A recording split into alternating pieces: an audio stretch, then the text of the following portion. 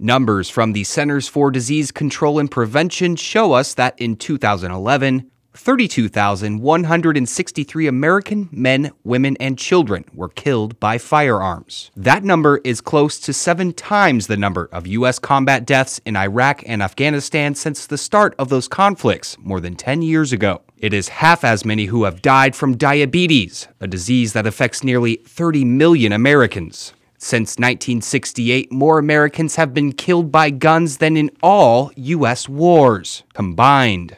The numbers are a staggering loss of life. What I have seen consistently over a fairly long career as a sociologist is that people who own guns are more likely to be harmed by them.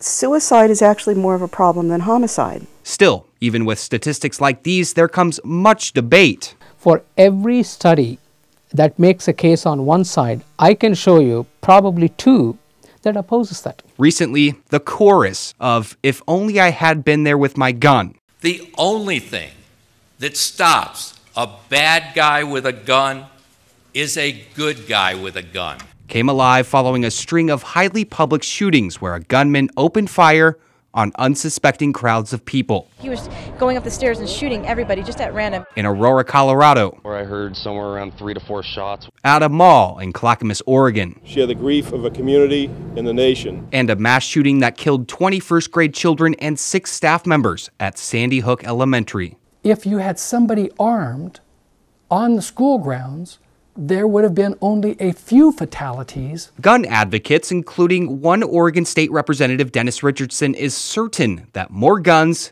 means more protection. His position is one of the most frequent arguments used to justify the need for having a gun: self-protection. But a gun, almost by definition, is a deadly tool. I says, I'll shoot you.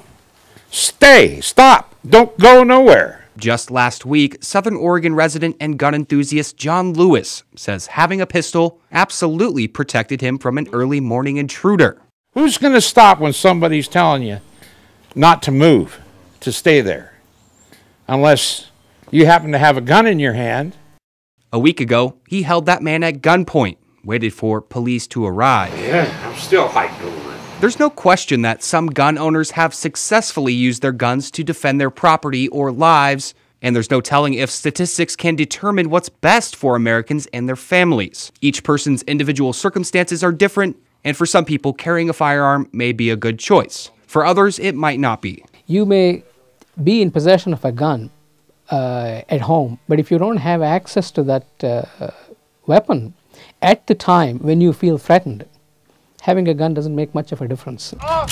Looking at the numbers, a Harvard research study from 2009 suggests that gun owners are actually more likely to hurt themselves or die by way of gun than use one to protect their own person.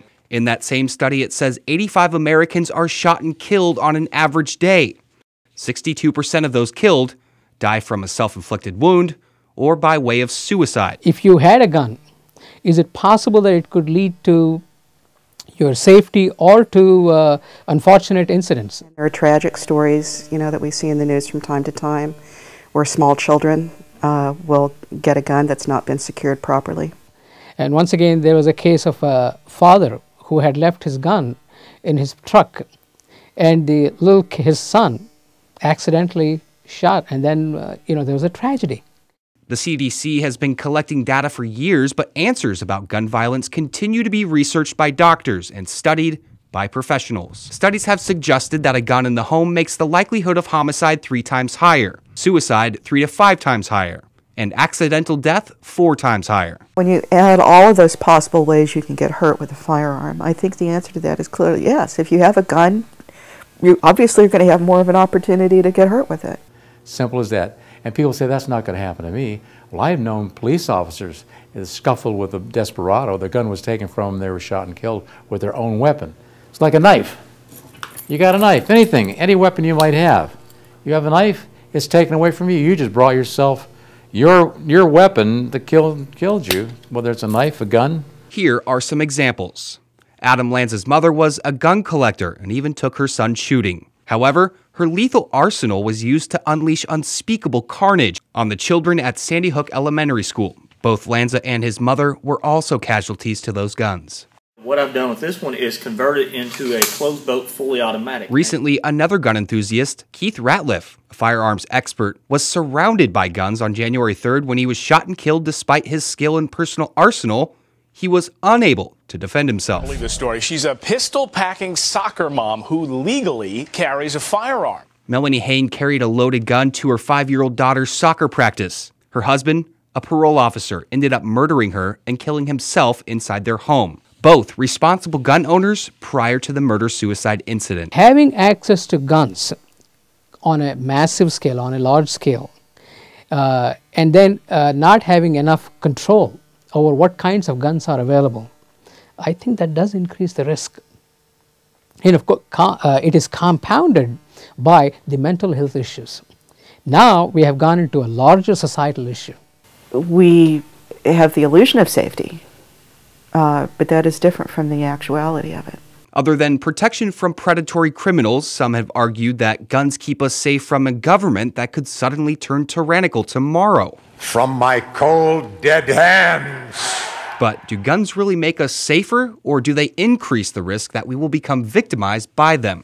Like all issues in life, there is no black and white answer as to whether having a gun in one's possession, either at home or at work, can guarantee the safety of a person.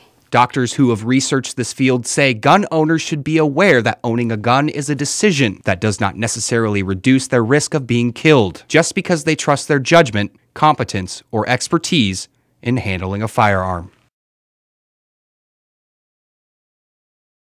Firearms remain the last consumer product manufactured in the U.S. that is not subject to federal health and safety regulation.